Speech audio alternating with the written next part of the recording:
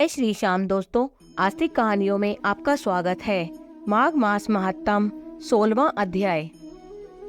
कार्तवीर्य कहने लगा कि हे भगवान, वह राक्षस कौन था और कांचन मालिनी कौन थी? उसने अपना धर्म कैसे दिया और उनका साथ कैसे हुआ? हे ऋषि अत्रि, ऋषि की संतानों के सूर्य, यह कथा सुनाकर मेरा कौतूहल दूर कीजिए।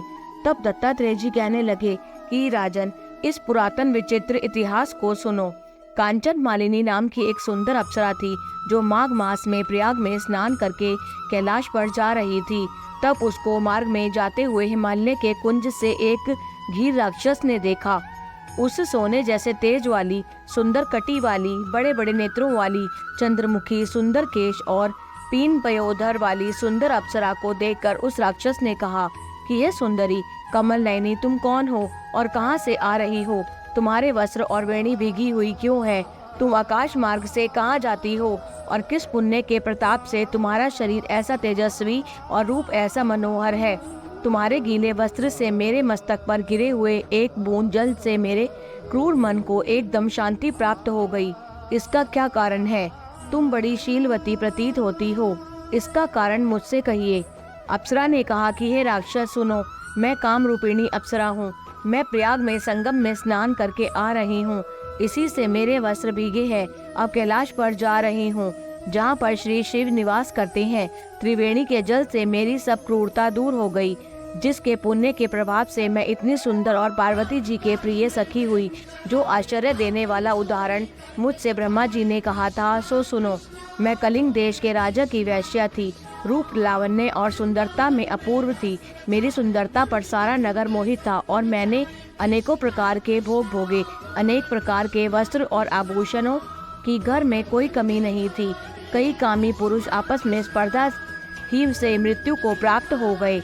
इस तरह उस नगर में बड़ी सुंदरता से यौवन व्यतीत हुआ और मैं वृद्धावस्था को प्राप्त हो गई। तब मेरे मन में विचार उत्पन्न हुआ कि मैंने अपनी सारी आयु पापों में ही व्यतीत कर दी। धर्म का कोई कार्य, दान, तप, यज्ञ आदि नहीं किया। शिव या दुर्गा जी की आराधना नहीं की, न कभी भगवान विष्णु का पूजन किया। इस प्रकार अशांत चित्त से मैंने एक ब्राह्मण की शरण ली, जो वेदों का ज्ञाता और ब्रह्मनिष्ठ था। मैंने उनसे पूछा कि मेरा निस्तार किस प्रकार हो सकता है?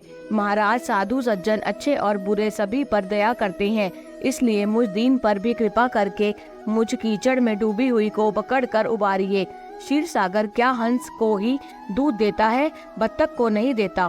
तब वह ब्राह्मण राजा का पुरोहित इन सब बातों को सुनकर मुझ पर दया करके कहने लगा कि तू ब्रह्मा के क्षेत्र प्रयाग में जाकर माघ मास में त्रिवेणी संगम में स्नान कर, परंतु मन में अशुभ क्रिया का विचार नहीं करना।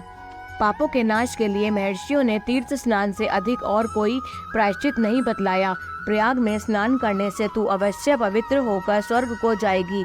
हे भामिनी, पुराने समय में गौतम ऋषि की स्त्री को देखकर इंद्र ने काम के वशीभूत होकर कपट वेश में उससे भोग किया था, इसलिए ऋषि द्वारा शाप दिया गया और उसका शरीर अत्यंत लज्जा युक्त हजारों भागों वाला हो गया। तब इंद्र नीचा मुंह करके अपने पाप कर्म की बुराई करने लगा। मेरु पर्वत के शिखर पर स्वच्छ जल वाले सरोवर पर एक स्वर्ण कमल से भरे हुए कोटर में घुस गया और अपने पाप को धिक्कारता हुआ कामदेव की बुराई करने लगा कि यह सब पापों का मूल है। इसके ही वशीभूत होकर मनुष्य नरक में जाते हैं और अपने धर्म, कीर्ति, यश और धैर्य का नाश करते हैं। इंद्र ऐसा सोच रहा था, सो इंद्र के बिना सारा देवलोक शोभाहीन हो गया। तब देवता, गंधर्व, किन्नर, लोकपाल इंद्राणी के सहित बृहस्पति जी से जाकर पूछने लगे कि महाराज, इंद्र के न रहने से स्वर्ग ऐसा शोभाहीन हो गया है जैसे सतपुत्र के बिना श्रेष्ठ कुल। इसलिए स्वर्ग की शोभा के लिए कोई क्रिया सोचिए, इस विषय में देर नहीं लगानी चाहिए। तब बृहस्पति जी कहने लगे कि इंद्र ने बिना सोचे विचारे जो कर्म किया है उसका फल भोग रहा है, सो वह कहाँ है? मैं यह सब जानता हूँ। फिर गुरुजी ने सबको साथ लेकर स्वर्ण कमलों से युक्त बड़े सरोवर में इंद्र को देखा, जिसका मुख मलिन और आंखें बंद थी। तब इंद्र ने बृहस्पति जी के चरणों को पकड़कर कहा कि इस पाप से उद्धार करके आप मेरी रक्षा कीजिए। तब बृहस्पति जी ने इंद्र से कहा कि प्रयाग में स्नान करने से ही तुम पाप मुक्त हो जाओगे। तब इंद्र सहित सबने ही प्रयाग में जाकर संगम में स्नान किया और त्रिवेणी स्नान से इंद्र पाप मुक्त हो गए। तब बृहस्पति जी ने इंद्र को वरदान दिया कि तुम्हारे शरीर में जितने भाग है सब नेत्र हो जाए। तब इंद्र ब्राह्मण के वर से हजारों नेत्रों से ऐसे सुशोभित हुआ जैसे मानसरोवर में कमल शोभायमान होता है। जय श्री श्याम।